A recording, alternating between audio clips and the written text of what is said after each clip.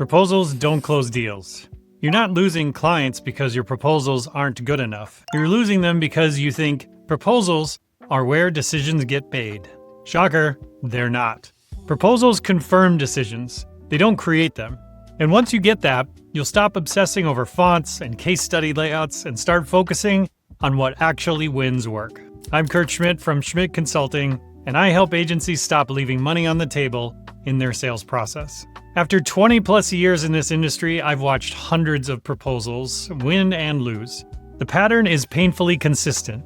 The buyers already trusted us before they even opened the PDF, and the ones that didn't, no amount of polish was going to save them. So let me walk you through what I check before anything goes out the door. Not to help you sell harder, but to make sure your proposal doesn't screw up what you've already built. The first thing I look for: does this proposal talk to an actual human being? Not a company, not a department, not some vague decision-making unit. A real person with real pressures. Most proposals sound like they were written for a filing cabinet. Generic language about improving efficiency and delivering value. That's not persuasive. That's just wallpaper.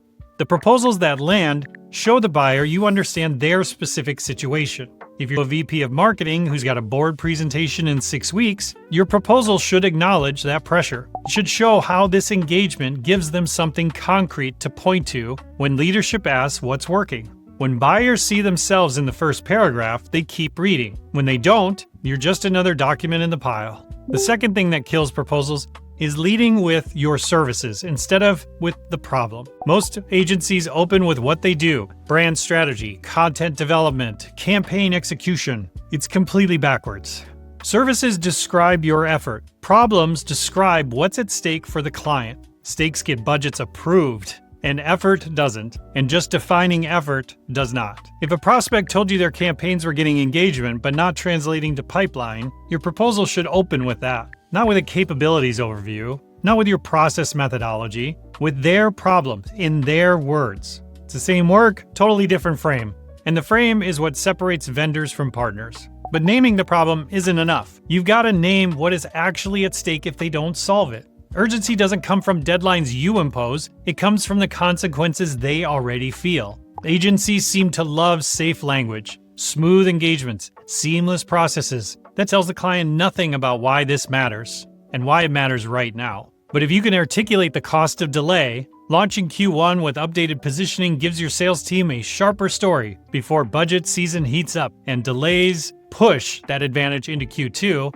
Now you're showing you understand timing and their business, not just the tasks. And that's not pressure, that's relevance. All right, so you've got the problem and the stakes. Now you need to make your advantage obvious. And I mean obvious, not implied and not hinted at. Many agencies stay vague because specificity feels risky. What if the prospect isn't exactly like the companies we've worked with before? But vague is actually the bigger risk. Vague makes you forgettable. Vague puts you into the comparison pile. And that's a pile I don't want to be in. Specific claims might not resonate with everyone, but when they do, you're really the only option. I worked with a digital agency that was constantly losing to competitors with flashier portfolios. They started getting specific in their proposals, naming the exact type of company they've helped, the exact problem they've solved, and the exact results they delivered. Their close rate jumped up at least 20 to 25% and over 40% in 6 months. Same team, same services,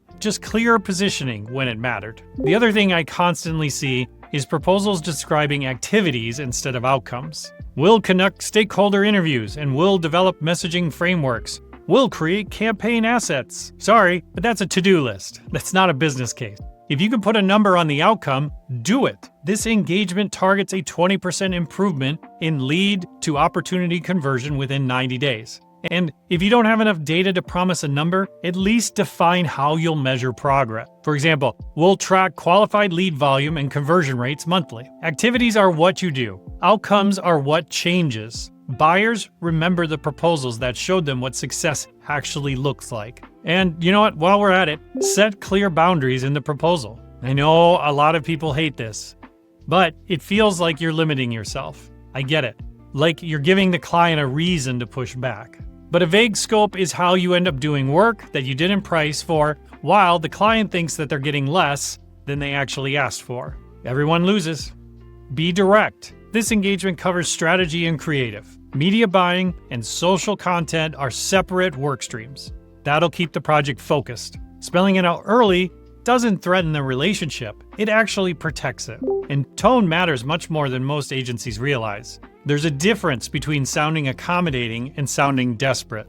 Instead of saying, "We're excited to support your team however needed," it might seem like that's client-friendly, but it signals that you'll say yes to anything just to win the work. Now compare that to saying something like, "Based on what you've shared, this looks like a strong fit for how I work. Here's what I'd recommend." One sounds eager, the other sounds confident. Confidence is what separates strategic advisors from order takers. Buyers feel that difference even though they can't really articulate it.